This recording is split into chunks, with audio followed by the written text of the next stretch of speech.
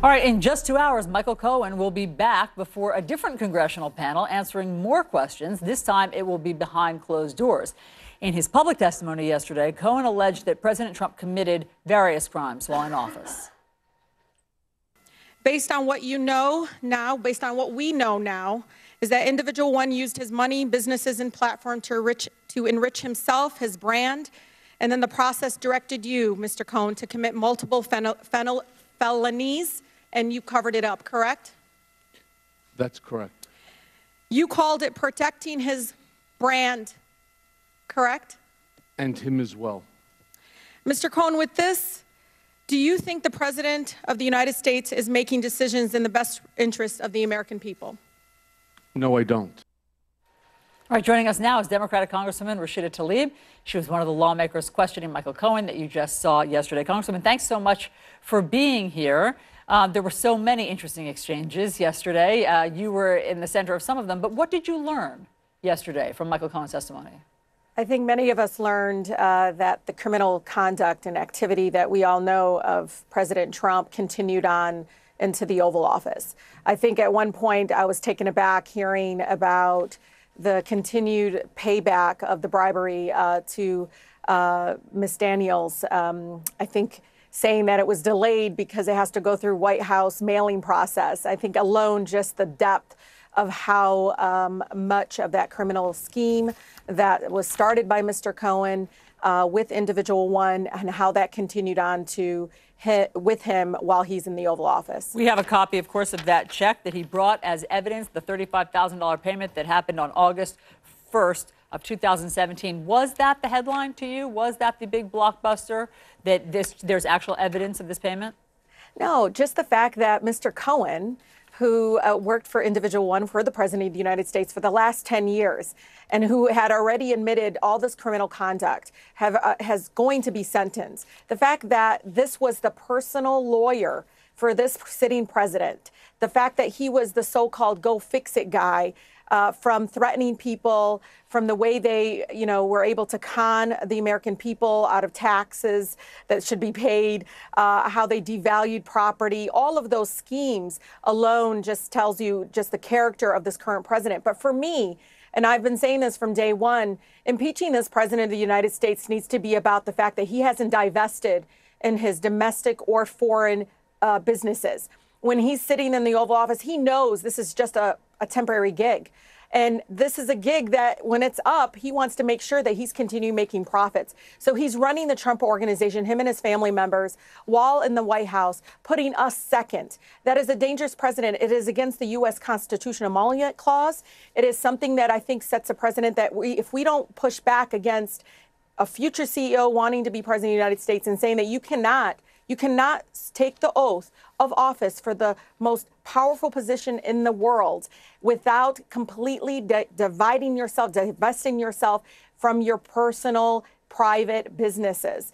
It is really dangerous, President. And that's why right now it's not even about just the character of this president, but also his actions currently in office. And so, Congresswoman, you were also at the center of this rather prolonged emotional exchange between you and Congressman Mark Meadows and Chairman Elijah Cummings after Mark Meadows had held up this woman who has worked for Donald Trump as what I believe you said was a prop. She didn't speak, and you felt that it was a racist act. So let me just play this moment.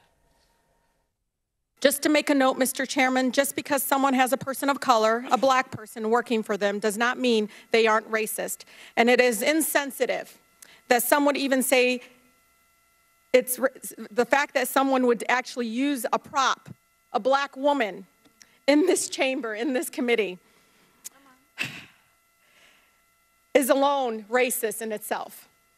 Donald Trump is setting a precedent. Mr. Chairman, I ask that her words be taken down. President, I reclaim my time. Mr. Chairman, Trump is setting a precedent. Mr. That Chairman, the highest office can be attained. Mr. Chairman, the rules are clear. Cover up and hold on to business assets to break campaign finance laws and constitutional clauses. So how do you feel about all of that today? Do you still today believe that Congressman Mark Meadows engaged in a racist act? I believe that that moment as a person of color, and not only myself, I think 3 other of my colleagues had mentioned how insensitive that act was. I think all of us, I mean, even folks at home, kind of gasped when that actually happened. I think if we want to talk about race in this country, that was not the way to do it. I'm being told that Lynn Patton, the woman who was held up by Mark Meadows, without speaking then, has just spoken on a morning show. So let's both listen to that. Racist than being put up there as a quote unquote prop. Sound, but she's speaking out about it. And I also can tell you from her Instagram yesterday, she says, well, let me see where I want to get into this. But rather than those on the House Oversight Committee who sadly placed more credence on the word of a self-confessed convicted perjurer than of a highly educated black woman who rose up the ranks of one of the most highly recognized global real estate companies, spoke before 25 million people at the Republican National Convention, and now successfully oversees the largest HUD program in the country, this is not the resume of a prop.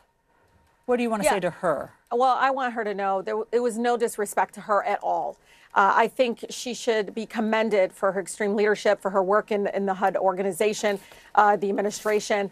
But I think for many of us, if we want to talk about race in this country, want to talk about some of the actions by this president as a Muslim American in this country, I know what he said about Muslims. I have seen what he said about Latinos and African Americans. But even in closed doors and what I think Mr. Cohen was trying to express to all of us, that was not the way I think my colleagues should have been able to debate that issue, and rather not to even disagree with Mr. Cohen. I think there was a better way of doing that. And so back to that point yesterday, which is that, as you point out, there were people at home that felt that that was tone deaf and insensitive of Congressman Mark Meadows. You certainly were not alone in that feeling. And so why did you feel the need to apologize to him?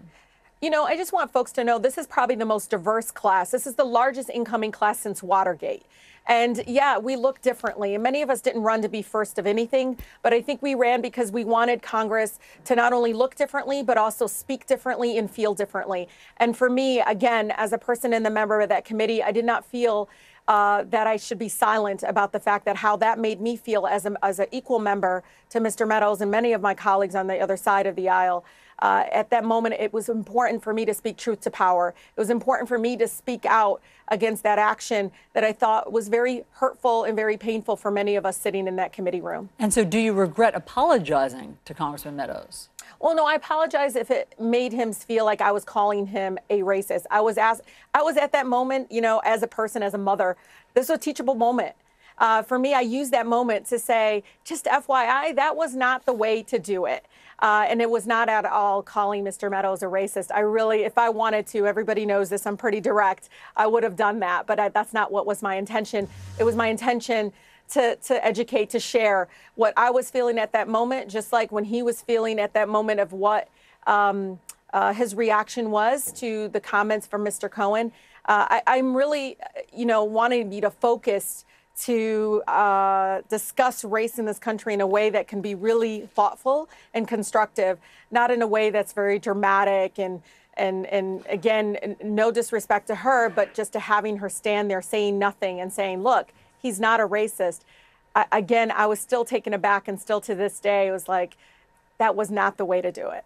I mean, look, I think this is a teachable moment. And I think that we are all having these sensitive, you know, what used to be taboo conversations about race. And that's why I'm interested in whether or not you can separate a racist statement or a racist act from the person. And case in point, in 2012, you know, Congressman Mark Meadows engaged in the birtherism talk, where he doubted that President Obama was born here. Let me just remind our viewers of what he said back then. Well, it's good to be here with you today. I thank you so much for allowing me just a few minutes to talk with you and share a few things. But, you know, it's interesting when the more we find out, the more we realize how wrong the direction we're going. And so what we're going to do is take back our country. 2012 is the time that we're going to send Mr. Obama home to Kenya or wherever it is. We're going to do it. Does seeing that change how you feel about him? Look, I'm there because I think people of color have been really missing in Congress. There are so many incredible leadership of John Lewis, Elijah Cummings, Barbara Lee, and so many people of color right now in Congress that are using this opportunity of being in that space and teaching our colleagues, I think, the right way of talking about race in this country. And so just to go back, I think Congressman Meadows understood where I was coming from. He knew what my intention was at the end. And that's why he decided to take, I think his objections back. And again, somebody sitting in that room, I didn't feel like it was something to be silent about. I think I needed to express my frustration and also the hurt that I think a lot of us felt at the moment that action of having her stand up like that in a committee hearing. But just to be clear, you still today feel that he is not racist? Look, I feel like the act was, and that's up to the American people to decide whether or not he is. Congresswoman Rashida Tlaib, we really appreciate you having this conversation with us on New Day. Thank you very much. Thank you for having me. John. All right, we have a lot of developments this morning.